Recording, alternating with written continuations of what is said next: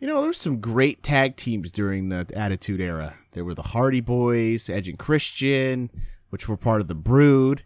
The Ministry of Darkness was really more of a faction, but you get the point I'm going through. There are a lot of great groups out there during the Attitude Era that spawned great characters and great gimmicks in the future. But there's one faction, one stable in particular, that I really don't like. And I'm not a big fan of talking about them, but I'll explain it to you anyways. There were 3 members in this group, and they were called the X Factor. Early 2000s, specifically 2001, in his WWF debut, Justin Credible decided to save X-Pac from one of the best heels of all time, Chris Jericho, which was, X-Pac rival at the time. Coincidentally enough, they had to give X-Pac something, okay? Coming off of G-Generation X, you're either going up or down. X-Pac and Credible formed a tag team. Yay! Justin Credible, the guy from ECW, he does some cool shit. He's won some championship in there. I've decided to team up with X-Pac, one of the greatest heat magnets during the Attitude Era. And arguably one of the best heat magnets of all time just because of being X-Pac, just his own existence. And now we're going to move on to why Albert came in. Well, Albert came in because he wanted to be an enforcer for the group. And that's when we got the X Factor, the beautiful, wonderful, fantastic 3-man stable known as the X Factor. Now, what did they do as a group? Well, they have one of the shittiest Titantrons and themes of all time. So they did something wrong there.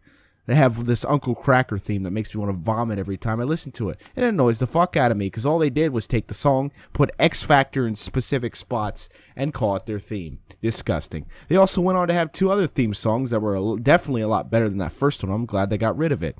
Now, who did they rival with? Well, they rival with the Dudley Boys, obviously. They got since they're a stable. A 3-man stable is a bit awkward during the time. But they, fought the Dudley Boys, the Hardy Boys, Billy Gunn, any of those guys that would come around fighting in, any other stable they wanted to make at the time. People would they would just throw tag teams together after they were done with stables. Most people ended up going into individual wrestling. But when we're talking about the X Factor, we're not talking about notable people besides X-Pac, really. Albert didn't really get, the fans going besides being a heel. He was really known for being a heel in TNA, which was a tag team with Test and Trish Stratus being more like a valet. Here's the idea with this stable, right? You have the enforcer, Albert. He's a big guy. He does gorilla presses. He does the A-bomb. Because he wasn't A-Train at this time, so he didn't do that one finisher he had. But he's just there to fucking clobber people. You got X-Pac, who's your heat magnet. He's good, because this is a heel stable. I should have known that. The bad guys, where he's kind of okay. He just spinning heel kick constantly. And then he does like the X Factor, which is the name of the group. It's pretty bad when the name of your group is named after your finisher. Just saying. You lose a little bit of credibility when you don't come up with a great name. Is there any noticeable, accomplishments with this group? Nah, not really. I mean, Albert won the Intercontinental Championship against Kane, which is actually kind of surprising that they do that, but he lost it soon later. It didn't matter, because like I said, or I actually haven't said it yet, but this faction only lasted 8 months. February 2001 to October 2001. That's how long they lasted. And they only broke up because X-Pac got injured. I think 8 months of this faction was a bit too long to me.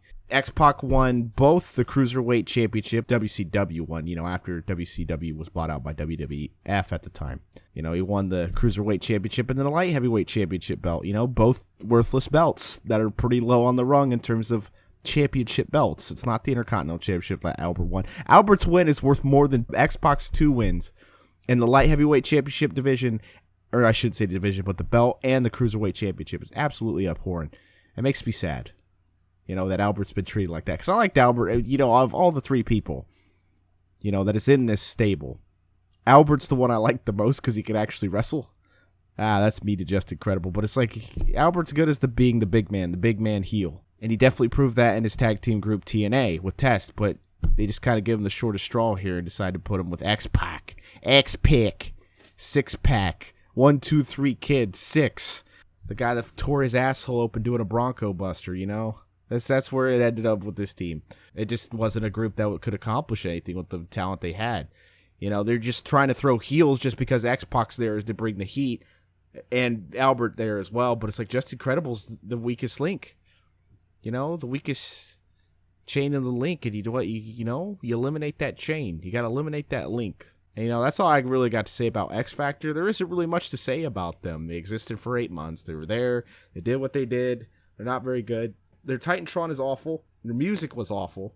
And I wish they had better gimmicks because, Just Incredible didn't have a career after that. Albert went on to be A-Train, kind of feuded with a bunch of random people. He was just there to be the big man and knock people down. But, Big Show did that better. Brock Lesnar did that better. And he wasn't even as tall as Albert, I don't think. And that's why Albert went on to, leave, do shit in New Japan, become Lord Tensai when he comes back. That was a mistake. X-Pac obviously left.